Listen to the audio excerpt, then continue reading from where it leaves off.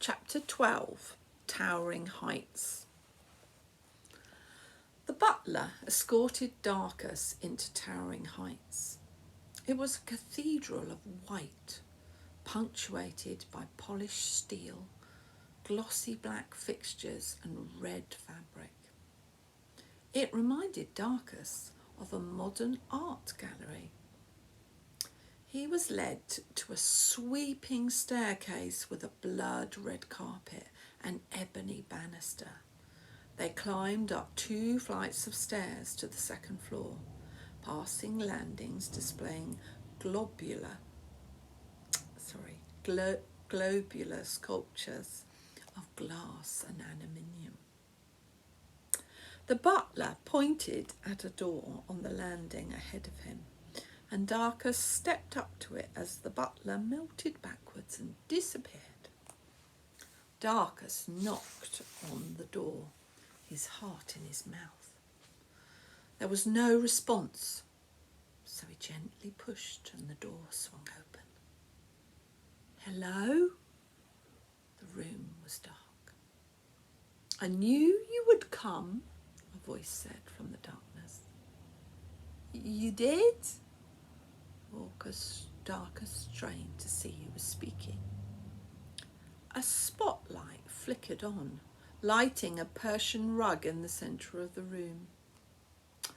"I could tell from the first time our eyes met that you'd follow me to the ends of the earth." Novak Cutter stepped into the spotlight. She was wearing a white floor-length dress, her platinum curls sculpted around her face, and an ostrich feather boa draped around her shoulders. She placed the back of her delicate hand on her forehead, letting the feather boa slide to the floor. Relieved, Darkus came forward into the room and picked it up. He opened his mouth to speak. "No," she whispered, covering his mouth with her hand. "Don't say it. There can never be anything between us. I'm promised to another." "What?" "Don't pretend you don't love me."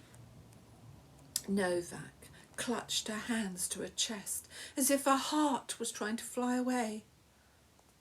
Sorry, but Darkus dropped the bow and stepped backwards. You've got it all wrong." "You heartless beast!" She looked straight at him. "Your eyes," she reached out her arms, "they call out to me." "They do?" Darkus shuffled backwards towards the door. It's not on purpose." "You can't leave." Novak collapsed on her knees and she began to weep. Oh, please don't cry." Darkus looked around nervously. I'm sure you're very nice, but I don't know you." "I'm Novak Cutter," she sobbed. "I know your name. You picked up my card." Darkus nodded and wondered whether now would be a good time to bring up the Beetles. "And you came here?" Novak's eyes sparkled with tears. "Why?" she whispered. "This may sound strange." "Oh, you don't need to explain," she said, shuffling closer. "You've come to set me free from this prison." Are you a prisoner?" Darkus looked about in alarm. The room was dark, the curtains closed. He couldn't see if there were bars on the windows. "Oh, let's run away together to Africa. We'll hunt lions and sleep out under the stars," Novak said in a dreamy voice, moving closer, still on her knees. "Why are you talking all crazy?" "Oh, my darling," and she threw her arms around Darkus's legs. "You love me. I know you do." Flustered, Darkus tried to step out of her grasp, lost his balance and fell to the floor. "Let go! What are you doing?" "Say you love me," she cried, clinging onto his ankles. No, I won't. Stop it, Darkus shouted crossly. I don't love you. And he tried to crawl away. I was going to ask for your help, but you're obviously bonkers. There's no need to be rude, Novak said sharply, letting go of him. She got up and brushed herself off. You could have at least had the decency to pretend you loved me. But I don't love you. I heard you the first time. She turned away. There's no need to rub it in. Darkus had never been so confused. When I saw you across the street, looking all lovesick. I wasn't lovesick. I thought you'd come to see me because I blew you that kiss. I even put on my best dress. And she smoothed down the satin on her skirt. I saw you hide in the hedge when those weird men come. I thought it was ever so romantic. That's why I sent Gerard to let you in. Gerard? Ah, butler, said Novak. I thought you'd come to tell me that you loved me. And she picked up her feather boa. That's not why I'm here. Obviously. It's your mum, you see. She wants to buy these beetles from my neighbours and... She doesn't see children. She doesn't even like them. Novak walked to the door. But I'll let Gerard know that it's her you want to see. No, wait, Darkus called after her. It's you I came to see. Novak gave an exasperated sigh and spun around. Make your mind up. Darkus got to his feet. I need your help. Really? Novak said sarcastically. Darkus stepped towards her. Please listen. My dad has, he chose his words carefully, disappeared. And I think the reason might be to do with these beetles I found living next door to me. And your mother wants to buy them. And beetles? Yuck! Novak wrinkled her tiny nose. Nasty, dirty, creepy, crawly things. Well, these beetles are special, and if they are anything to do with my dad's disappearance, I've got to protect them. Darkus could see he was losing her attention. I was hoping you might be able to find out more about them, or even persuade your mother to leave the beetles alone. Open your eyes, boy. I have a name. What is it? Darkus. Well then, Darkus. Novak sashayed over to the light switch. Look around you.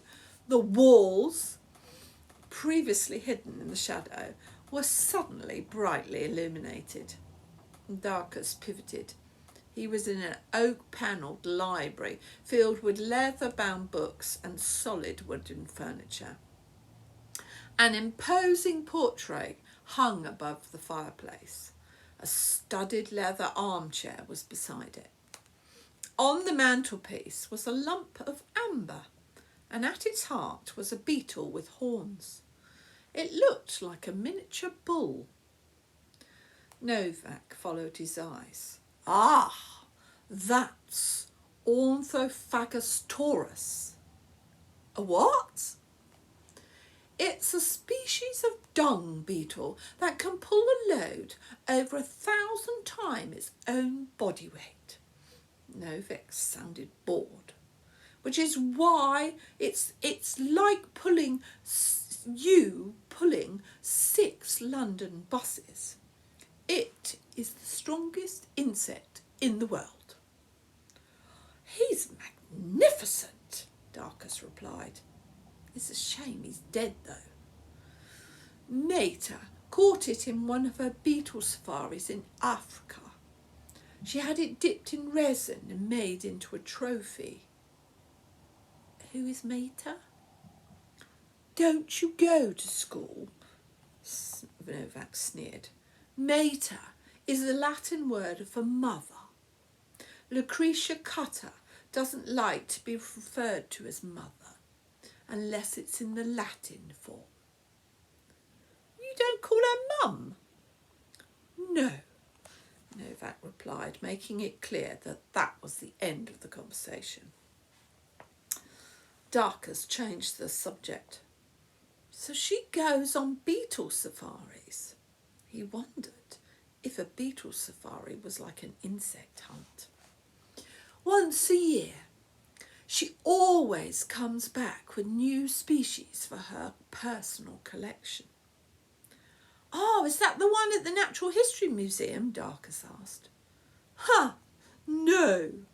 She sponsors that one. She doesn't own it. As the sponsor, she can control who gets to see it and find out what their research is about. This is where she keeps her private collection. Who's that? Darkus pointed at the portrait. That is Sir Charles Darwin by Grayson and Grayson.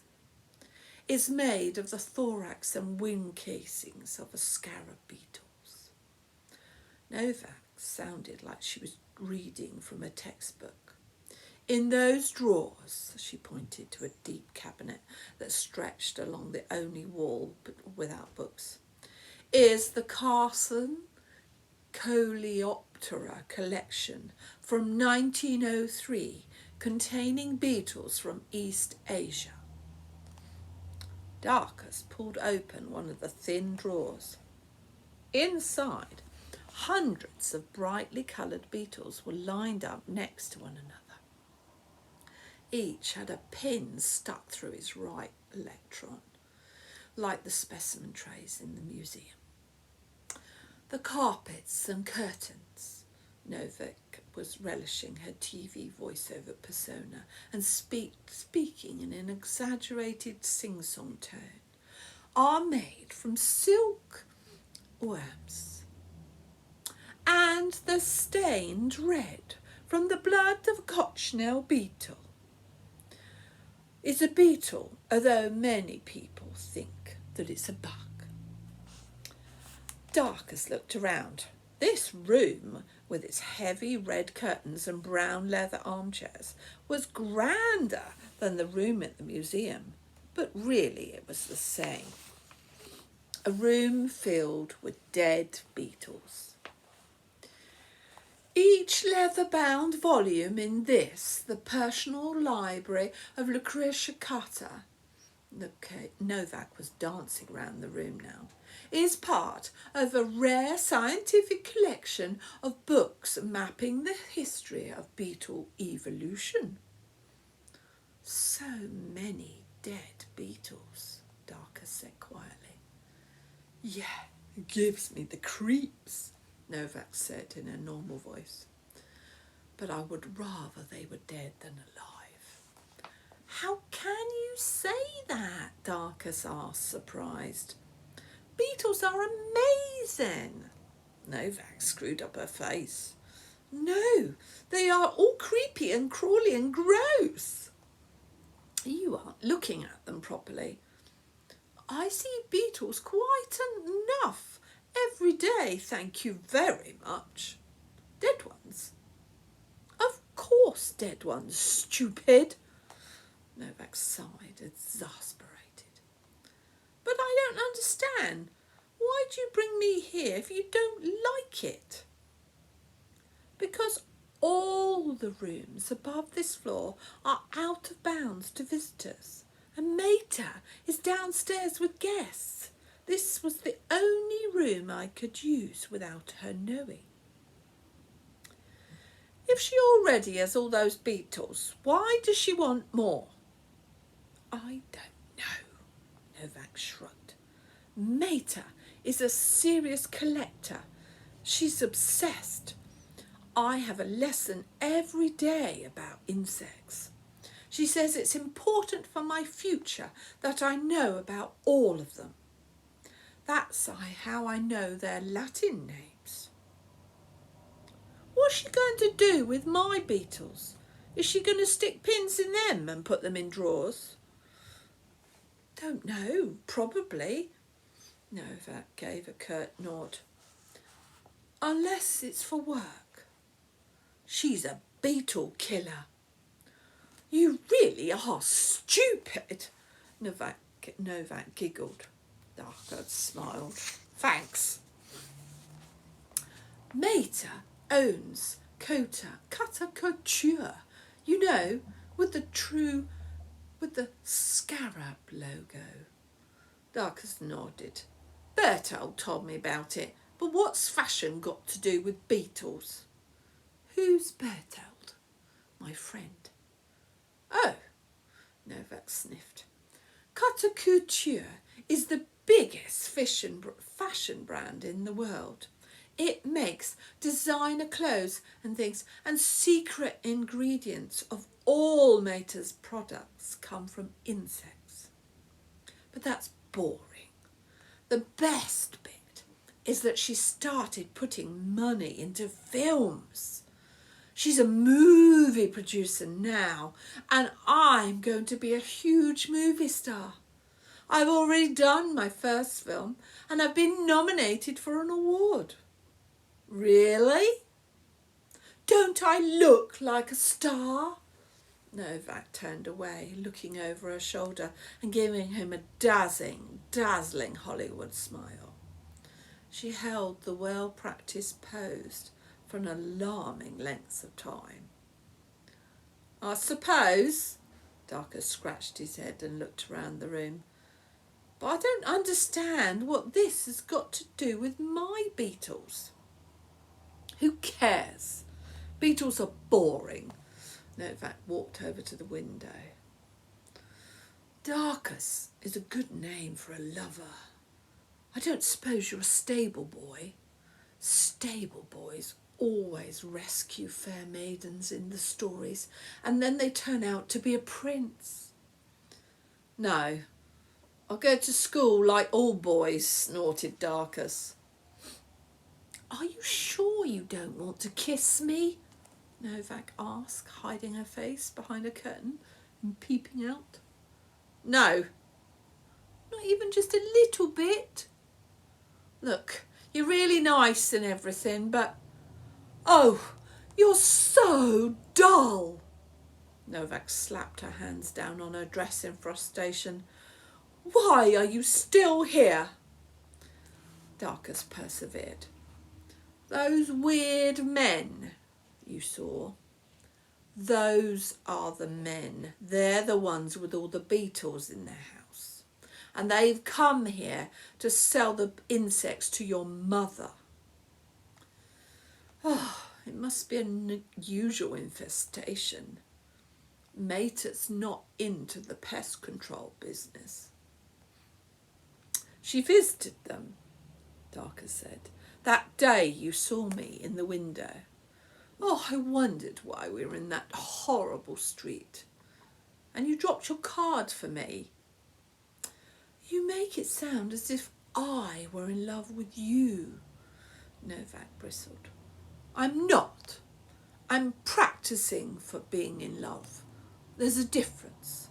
She clenched her fist. It's important for my acting. And you don't even have the decency to play along. She stamped away and threw herself into an enormous armchair. You obviously don't think I'm pretty a bit, because all you want to talk about is those icky bugs. Please don't get upset, Darkus approached the chair. I'm just looking for my dad. Well, I don't know where he is. The thing is, these beetles, I think there's something somehow linked to my dad's disappearance. They're different from normal beetles. They're special. And that's why I want to protect them. One of them, Baxter, is my best friend. Your best friend is a beetle? She scoffed. Yes, would you like to meet him? Darkus knelt down at her feet. He took off his backpack and pulled out Baxter's jam jar. It's alive! Novak shrank back into her chair. Oh no, I don't like it. Get it away from me. Darkus unscrewed the lid, putting Baxter on the flat of his hand. He's harmless. Baxter lifted his Electra and flew straight back into the jar. It flew, Novak said, amazed. I've never seen a beetle fly before. And she leant forward. Usually he sits on my hand quite happily, Darkus said, puzzled. Perhaps he doesn't like me, Novak said mournfully. Oh, it's probably this room. Darkus looked around. It's full of dead beetles. You wouldn't like to be in a room full of dead bodies, would you? Oh, Novak shook her head. It's all right, Baxter. Novak is a friend. Darkus turned on the jar on its side and he put his hand out. Baxter didn't move. Come out and say hello, and then you can go straight back into your jar and I'll put you safely away in my bag, I promise. Novak laughed as Darkus talked to the beetle, but she stopped when Baxter walked forward, stepped onto his hand. Beetles can't understand humans, she said, astonished. That's right, Darkus said, bringing his hand before Novak. Ordinary beetles can't, but I told you, these aren't ordinary beetles. Darkus ran his finger over Baxter's glistening wing cases. Say hello to Baxter. Don't be silly. Pretend you're in a movie and Baxter is a handsome soldier returning from battle. But he's a beetle. Novak was appalled. A big, spiky, gross one. Call yourself an actor? Novak pouted. All right, give me a moment.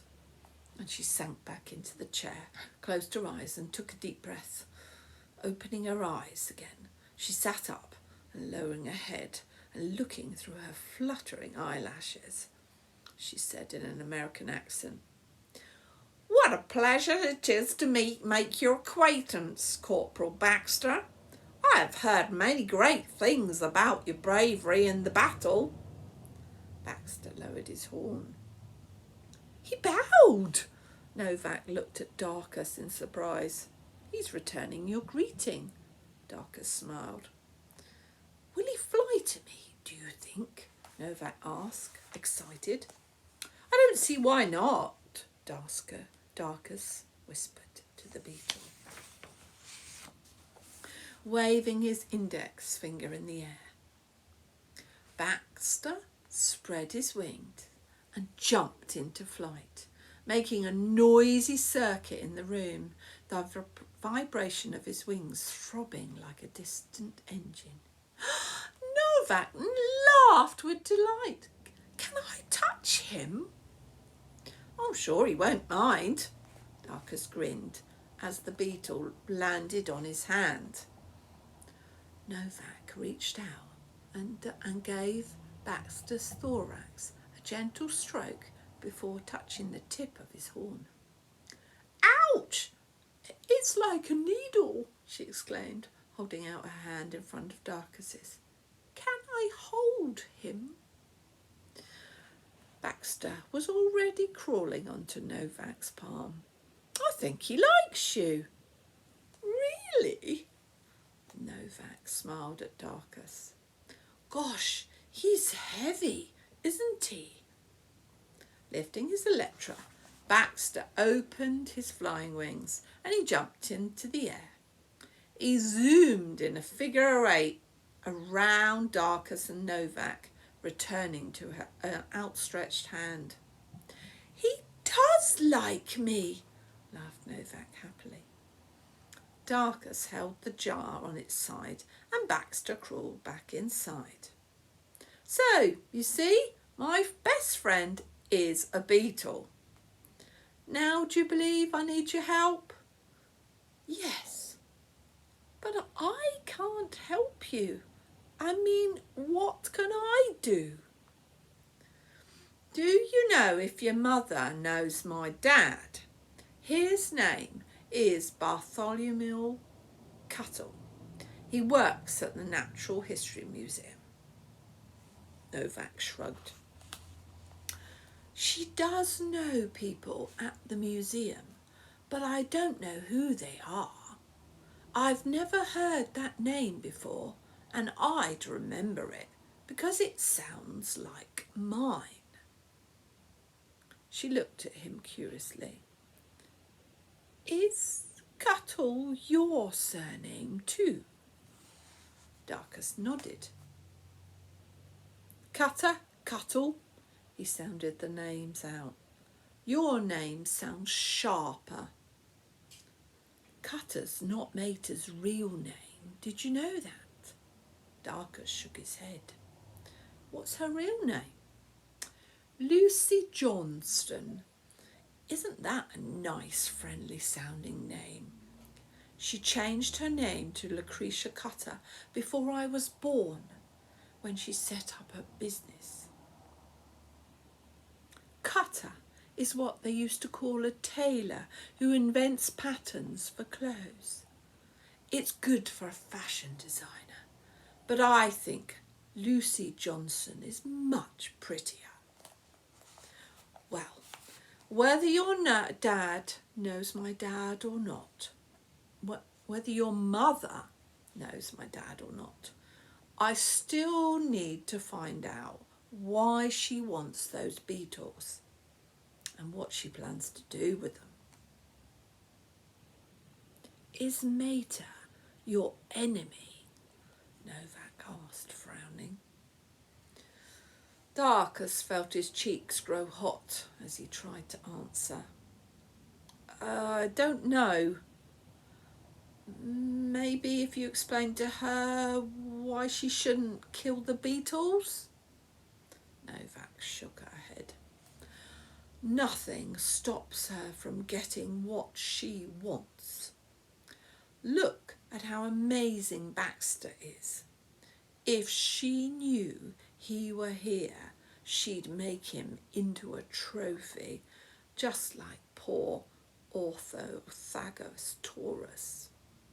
A chill travelled down Darkus's spine as he realised the danger he was putting Baxter in, bringing him into this house.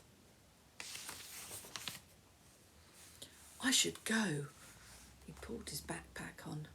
Look, I understand why you can't help us, but I'll be your friend for life if you can help me and Baxter get out of here without being seen. I've never had a friend. Novak sounded the word out like it was new to her. You must have school friends. I don't go to school, she shook her head. I have a tutor, Miss Boyle. Well, I'm your friend now, and Baxter is your friend too, Darkus said.